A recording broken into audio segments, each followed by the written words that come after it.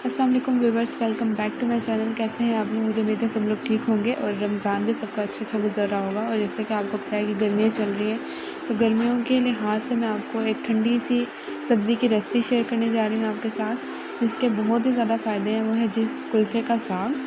कुछ लोगों को इसके फ़ायदों के बारे में नहीं पता है, तो सबसे पहले मैं इसके फ़ायदे बता देती हूँ कि इस सब्ज़ी के बहुत ज़्यादा फ़ायदे हैं।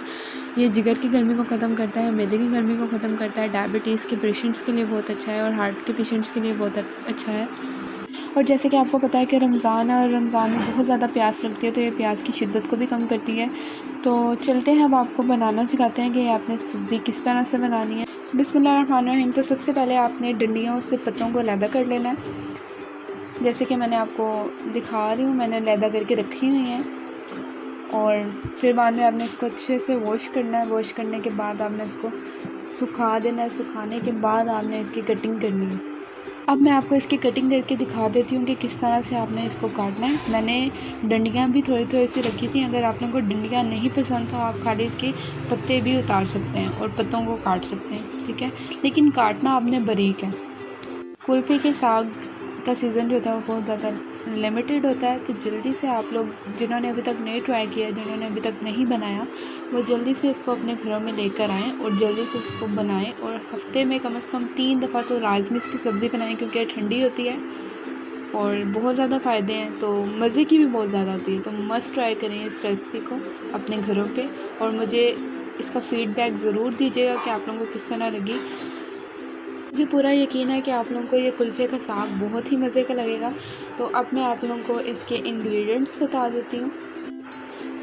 इसमें आपने एक प्याज डालना है, 1 चम्मच आपने अदरक लहसुन का पेस्ट डालना है, 1 चम्मच आपने नमक डालना है, 1 और आधा चम्मच आपने मिर्चों का ऐड करना है और हाफ़ चम्मच जो है वो आपने हल्दी का ऐड करना है और हाफ़ कप साबुत मसर ऐड करने हैं इसमें। सबसे पहले अब आपने प्याज को अच्छे से जो है वो फ्राई कर लेना है, गोल्डन कर लेना है। जब प्याज आपका गोल्डन हो जाए तो फिर बाद में अदरक लहसुन का पेस्ट ऐड कर दें। अदरक लहसुन का पेस्ट ऐड करने के बाद आपने इसको अच्छे से पकाना है। पकाने के बाद आपने इसमें नमक, मिर्च, हल्दी और इसकी क्वांटिटी मैंने आपको पहले ही बता दी है, तीनों चीज़ों की, वो ऐड कर दें और इसको अच्छे से पकाएं।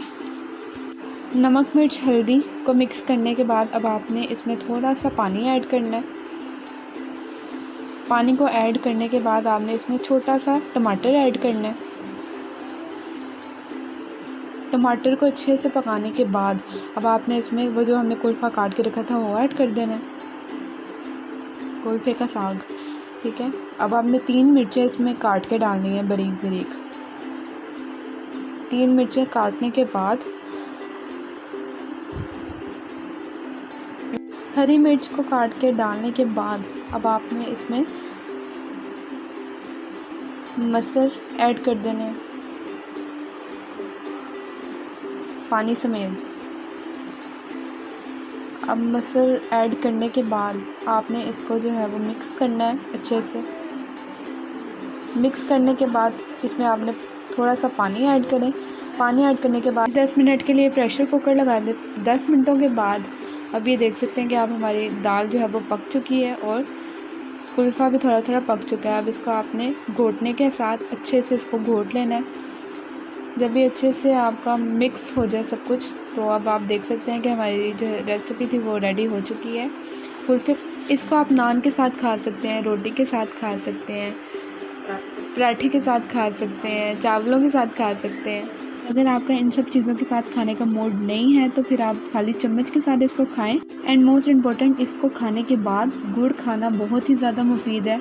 और जिन्होंने मेरा चैनल अभी तक सब्सक्राइब नहीं किया है, बेल आइकन को प्रेस नहीं किया है, वो जल्दी से मेरे चैनल को सब्सक्राइब कर दे, बेल आइकन को प्रेस कर दे। Thanks for watching.